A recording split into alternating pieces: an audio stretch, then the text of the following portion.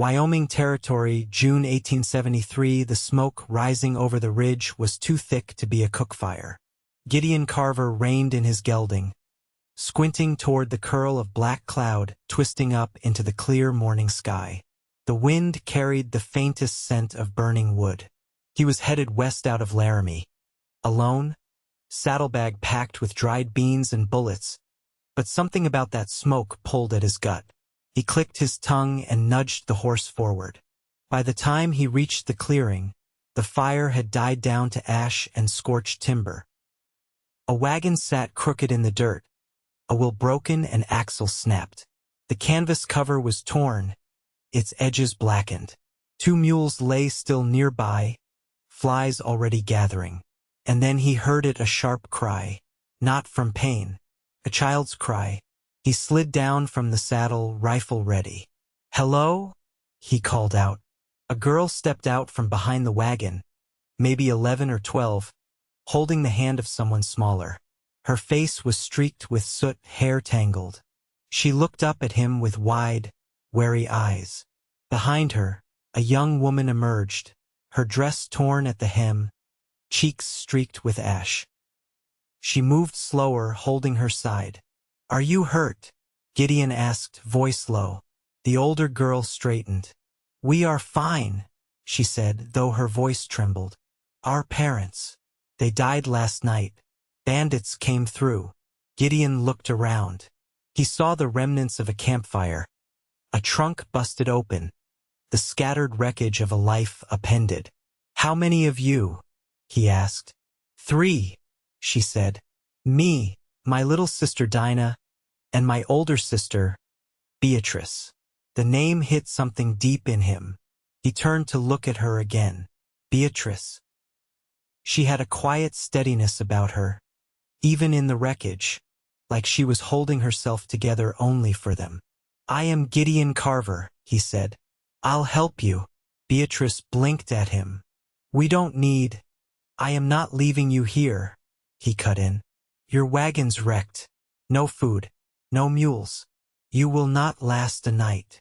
She hesitated, then nodded once. "Beatrice Jennings," she said. "This is Dinah. And that's Daisy." Daisy, the youngest, was maybe 5. She clung to Beatrice's skirt, eyes rimmed red. Gideon knelt to her level. "You want to come with me? I've got enough food to get us into town." Daisy glanced up at Beatrice, who gave a small nod. The girl stepped closer to him. They buried the girl's parents under the tall pines across the ridge. Beatrice did not cry, not in front of the girls, but her hands shook when she tucked a braid behind Daisy's ear. They rode out that evening. Dinah sat behind Gideon on his horse, arms wrapped around his middle. Beatrice walked beside them, holding Daisy's hand. It was a quiet march toward Laramie, the sun bleeding orange across the plains. Gideon had a small homestead 10 miles outside of town. 1 room, a lean-to barn, a well out back. Meant for a man alone, but he cleared space. He gave Beatrice the bed. She refused at first, but he would not argue. "I will sleep in the barn if you make me," he said plainly. She stared at him a long moment, then nodded once. "Thank you." The girls were quiet at first. Dinah watched him with hard, suspicious eyes. Daisy clung to Beatrice constantly, barely spoke. Beatrice cooked what he had: cornmeal, beans, some salted pork, and when he offered to help, she shook her head. "You already did enough." He repaired the wagon wheel over the next few days, though they had nowhere to go. Beatrice helped where she could, always working, always keeping busy. One morning, a week after he brought them in, Gideon walked outside to find Beatrice sitting on the stoop, mending one of Dinah's dresses. Her hair was pulled back, but loose strands curled around her face. "Did you sleep?" he asked. She looked up at him. "I slept." "You do not have to do all this," he said. "You are not beholden to me." "I know," she said, "but the girls need stability. And I need to do something." He nodded. "You are a good sister." Beatrice glanced down at the fabric in her lap. I was not always. I should have known the fire was too close that night. I should have made Pa move the wagon. You did not cause what happened. I could have done more. Gideon crouched down beside her. You kept them alive. That is more than most could have managed. She looked at him, and for the first time since he had found them, her eyes softened. Thank you. A month passed. Dinah started asking questions. About horses, about fixing fences, about his rifle. She shadowed him around the homestead, curious and sharp. Daisy began to hum again, soft little tunes under her breath as she played with pine cones and sticks near the well. And Beatrice she settled. She laughed, sometimes, quiet, low but real. She helped Gideon with the garden, with the chickens, and every time their hands brushed, something passed between them. A jolt, a spark. He felt it. One evening, after supper, she sat beside him on the porch, the girls asleep inside. The sky was turning violet, stars beginning to prick the edge of the heavens. I thought you would send us off by now, she said. Gideon looked at her. Why would I? She shrugged. We are not your responsibility. He turned toward her fully. You are not a burden. You are part of this place now. All three of you. Beatrice blinked fast, then looked away. I have not known kindness like this, not from a man. Not since Pa. I do not want anything from you, Gideon said. I just want you safe, and I want you here, if you want to be. She nodded, voice tight. I do. He reached over and brushed a loose curl from her cheek. Her breath caught, but she did not pull away. The next day, he brought her into town. He bought her a new dress, simple but clean. Got boots for the girls, a ribbon for Daisy's hair. When they passed a bakery, he bought 3 sweet rolls and handed them over. Beatrice looked at him, her eyes shining. You do not have to keep doing this. I know, he said, but I want to. She stared at him. Why? He held her gaze. Because I care about you, Beatrice Jennings. Her lips parted, but she said nothing. She did not have to. Her hand slid into his, and she did not let go. A late summer storm rolled in from the west, the kind that made the air heavy and the world feel close. Rain tapped against the cabin roof, steady and patient. Inside, Gideon sat at the corner table with Dinah, showing her how to oil the lever on his old rifle.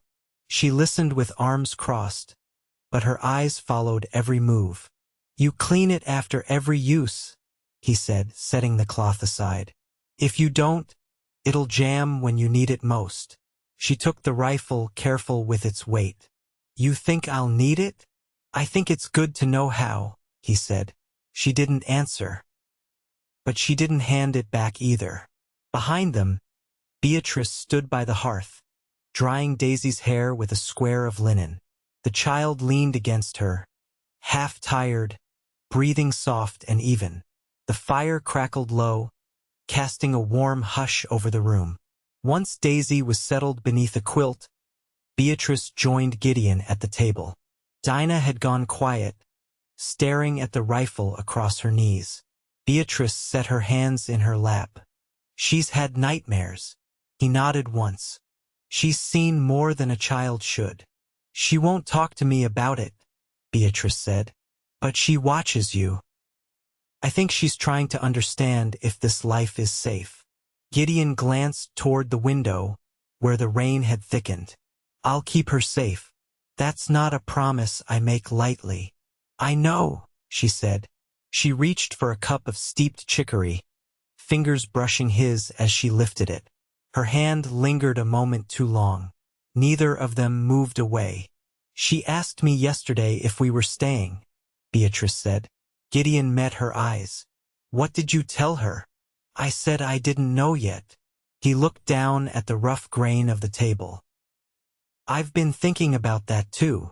Beatrice watched him in the firelight, her gaze steady. What do you want? He let out a breath. Before I found you, I was headed north to buy more land. Better pasture. It was the next step. But now. He looked at her. I don't want to leave this place if it means leaving you. Beatrice's hands tightened around the cup. Her voice was quiet. I never planned to stay anywhere long. We were always moving. My father said a place can turn on you same as a man can. Has this place turned on you?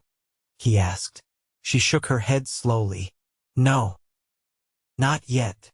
He leaned forward, elbows on the table. Then maybe let it be different this time. The fire hissed as a log shifted. Beatrice didn't speak, but her eyes didn't waver. She set the cup down and folded her hands. I was meant to marry once, she said, before Ma died.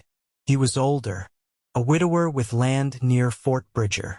My father made the agreement. She looked down. I was 16. The man drank, and he hit his boy when he thought no one was looking. I asked my father to call it off. He wouldn't. Gideon's jaw tensed. What happened? I left, she said. Took Dinah and Daisy while Pa was trading in Evanston.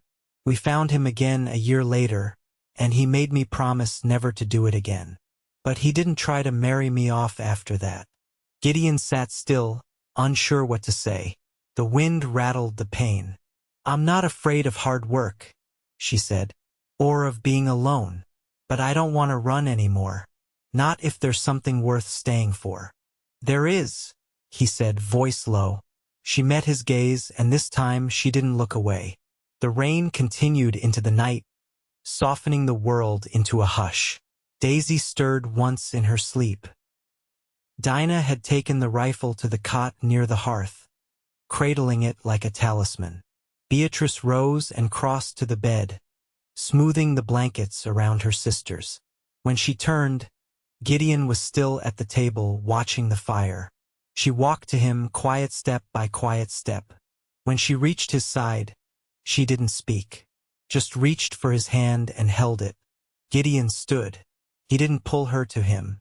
He just stood there, close enough to feel the warmth between them. I'm not going anywhere, he said. Beatrice nodded once, her voice barely more than breath. Then neither am I.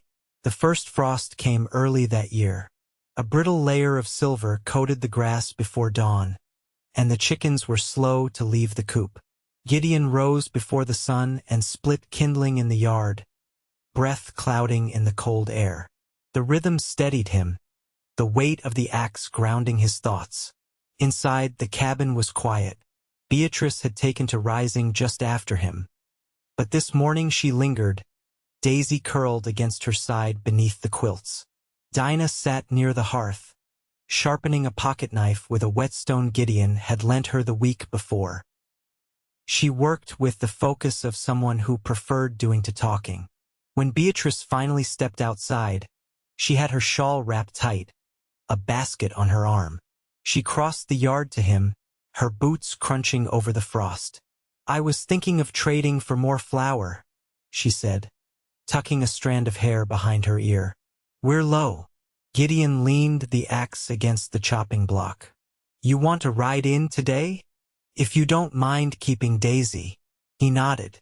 I'll keep her close. Beatrice studied him for a moment, then added, Dinah wants to come. She's been asking to see the general store herself. I'll ready the wagon, he said. At the store, Dinah stood taller than usual. Her chin lifted as she counted coins into the shopkeeper's hand. Beatrice watched her closely but didn't interfere. When Dinah asked about seed packets by the window, Beatrice stepped aside and let her speak for herself. On the ride back, Dinah sat up front with her, the wind tugging at her braid. Do you miss the traveling? Dinah asked. Beatrice kept her eyes on the trail. Not lately.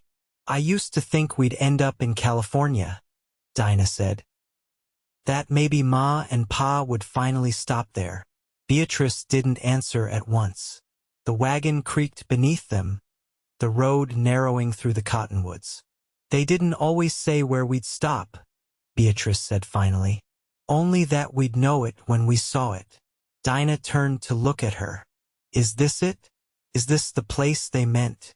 I don't know what they meant, Beatrice said, but it's the first place that's felt like it could be. That night, Daisy helped Gideon feed the hens. She carried the grain sack with both arms, her boots kicking up dust. He watched her scatter feed in small handfuls, careful not to spill.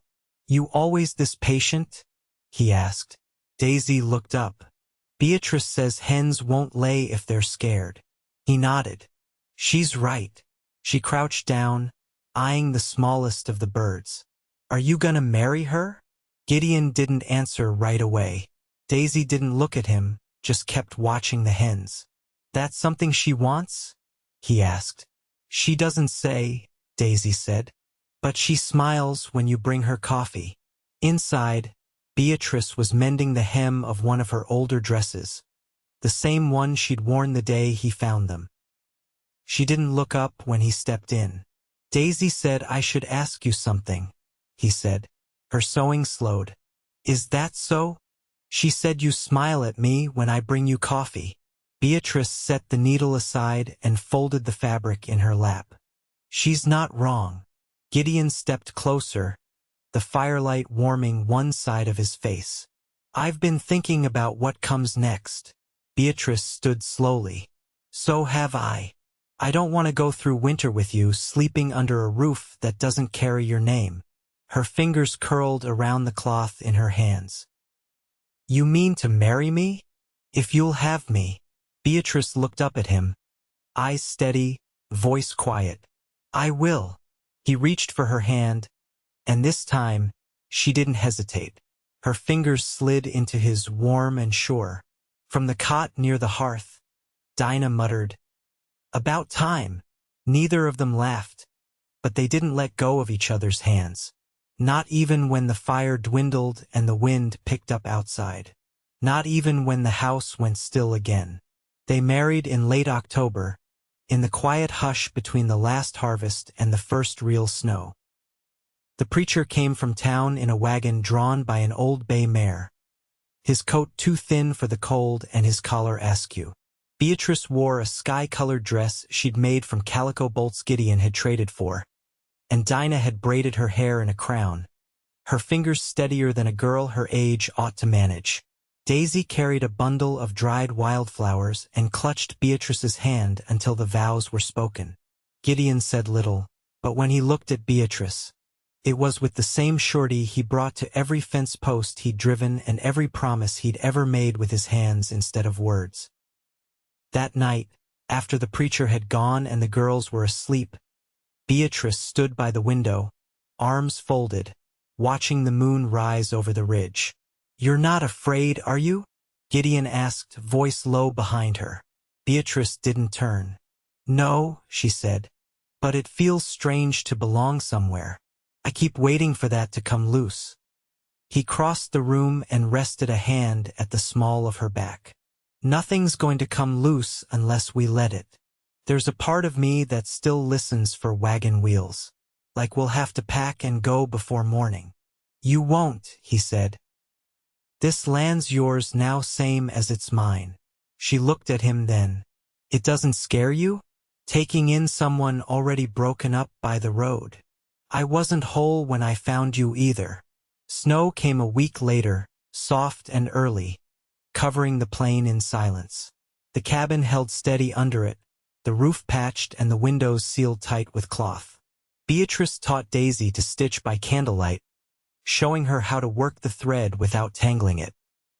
Dinah spent her afternoons in the barn, helping Gideon with the mule team, learning how to spot signs of rot in the harness leather and how to set a bridle without spooking them.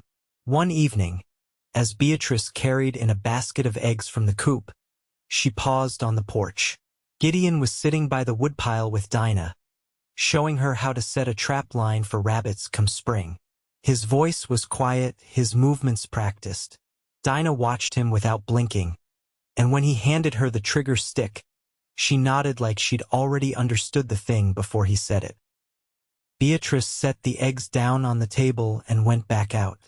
I never expected you to take to her like that, she said once the girl had gone inside. boots crunching over the packed trail. "She's sharp," Gideon said. "And she listens, even when she acts like she's not. She wouldn't let anyone teach her before. Maybe no one tried like she needed." Beatrice glanced sideways at him. "You don't mind her stubbornness?" He shook his head. "I understand it." She smiled, faint but full. "I think she's starting to believe this is real." "It is." "And me?" she asked. "Have you had a moment to regret?" He looked at her, snow gathering in her hair, her cheeks pink from the cold. "Only that I didn't find you sooner." Later that night, she sat cross-legged on the rug, brushing Daisy's hair while the child dozed against her knees. Dinah leaned against the doorframe, arms folded, watching the fire. Gideon brought in a new log and fed the flames until they stretched tall and quiet. Beatrice didn't speak, but she caught his eye across the room. Something passed between them, a silent, steady knowing. Not the rush of new feeling, but the rooted kind that settled deep and took hold. Outside, the wind picked up, whistling low through the cottonwoods. Inside, the walls held, the hearth burned, and the home they'd made, piece by piece, stayed warm through the night. By mid-December, the snow had deepened enough to bury the fence posts at the north end of the pasture. Gideon trudged through it each morning to check the line, pulling his coat tight against the wind. Beatrice watched from the doorway, her shawl drawn around her shoulders, a quiet steadiness in her gaze. Inside, the cabin had grown warmer in more ways than just the fire. Gideon had built a small wooden cradle for Daisy's dolls, and Dinah had taken to carving little animals from spare pine scraps when the weather kept her in. Beatrice made a curtain for the single window, blue and white calico stitched with uneven but earnest embroidery, her first time trying anything decorative. On one afternoon, the kind where the sky hung low and pale, Beatrice took Gideon's coat from its peg and stitched a patch over the left elbow. She didn't say anything about it later, just handed it back with the same quiet grace she did everything else. When he put it on the next morning, her stitches held against the frost and wind. The girls had grown into the rhythm of the place. Dinah took to the barn chores without prompting, and Daisy had begun to hum again new tunes, ones Beatrice didn't recognize, ones she must have made up herself. The cabin wasn't big, but it was full in a way none of them had known before. One evening, with the wind howling outside and the fire low, Gideon sat with Beatrice by the table while the girls slept. The silence between them was easy, the kind that didn't need filling. She turned a page in the worn ledger they used to keep track of supplies. "We'll need more seed by spring," she said, her finger tracing the last column. "And I'd like to try cucumbers this time." He leaned back, hands folded. "That's a good idea. The soil by the eastern fence line's soft enough for vines." She looked up. "You thinking of planting more this year?" "Was thinking of building a second chicken coop, too. If we're staying this many hands, might as well make the place fit." Beatrice closed the ledger. "You ever think you'd end up raising girls?" "I didn't think much past one day to the next," he said. "But I'm not sorry." She reached across the table, her fingers brushing his. "Neither am I." Later, she stood by the hearth brushing out her hair, long and dark and falling loose down her back. Gideon watched her, the way she moved slow and deliberate, like every motion had weight to it. "You ever think about the road?" he asked softly.